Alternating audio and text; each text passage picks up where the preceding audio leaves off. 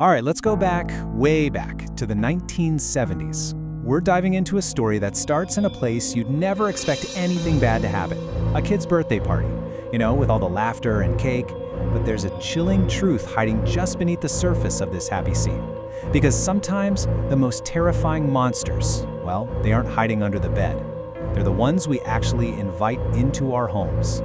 So, what if that friendly neighborhood clown was actually a monster? I mean, it sounds like something straight out of a horror movie, right? But here's the thing, this isn't fiction. This actually happened. This is a question a real community had to face when the very person they hired to bring joy to their kids was hiding an absolutely horrifying secret. Okay, so let's set the scene here. I want you to picture it. We're in the suburbs, it's the 1970s. If you were a kid having a birthday party, there was one guest who was pretty much guaranteed to make it a blast, and that was the party clown. And this wasn't weird, This was a super trusted part of the celebration. You'd have cake, you'd have presents, and of course, a clown to keep all the kids entertained. It was just a staple of the time. A really easy way for parents to make the day special for their children. And in one specific Chicago area community, there was this one clown who was especially popular. He went by a name that sounded totally fun and friendly, Pogo the Clown. And he was like a local fixture. Everyone knew him, and everyone said he was just fantastic with kids. And his whole act, he was perfectly normal. I mean, he did exactly what you'd think a party clown would do. He'd show up, he'd make balloon animals, swords and poodles and all that. He'd tell some goofy jokes, and everybody laughed. The kids, the parents, everyone. He was basically the definition of harmless fun. But while all these parties were going on, something really sinister was happening in the background.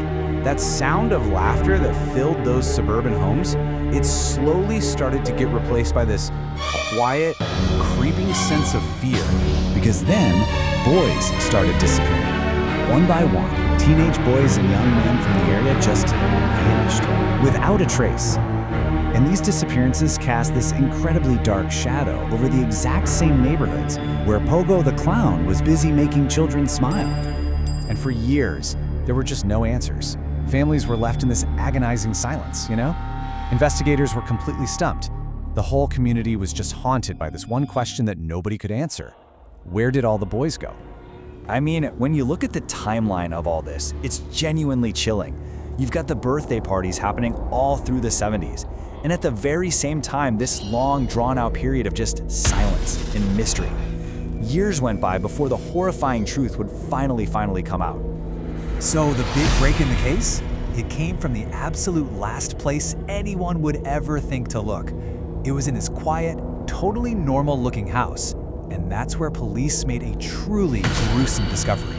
Down in the dark, cramped crawl space, right underneath the floorboards. And that discovery, well, it led investigators directly to the owner of that house. And all of a sudden, those two parallel stories, the beloved party clown on one side and the missing boys on the other, they were about to crash into each other in the most horrific way you can possibly imagine. Because, as it turns out, the man who lived in that house, the man with that horrifying crawl space, was also Pogo the Clown. But see, Pogo, that was just a character he played. The clown's real name was John Wayne Gacy, a local contractor, a respected community man, a beloved children's entertainer, and a serial killer. The two identities, they were the exact same person. And this is the really terrifying part of the story, this duality. I mean, think about it. On one side, you've got Pogo the Clown. Birthday parties, laughter, that big painted smile. That was the public face, right? The one that everyone trusted. But on the other side, you have John Wayne Gacy, the crawl space, the disappearances, the hidden monster. The whole point is that the monster wasn't hiding in some dark alley. He was hiding in plain sight, right behind a mask of joy and laughter. In the end, it all boils down to these 5 simple, chilling words. He looked like a clown, and he sure acted like one, but he wasn't a clown. He was something else entirely. In this case, it forever changed how we see what was once a totally innocent figure. And it leaves you wondering, doesn't it? How well do you really know the people living right next door?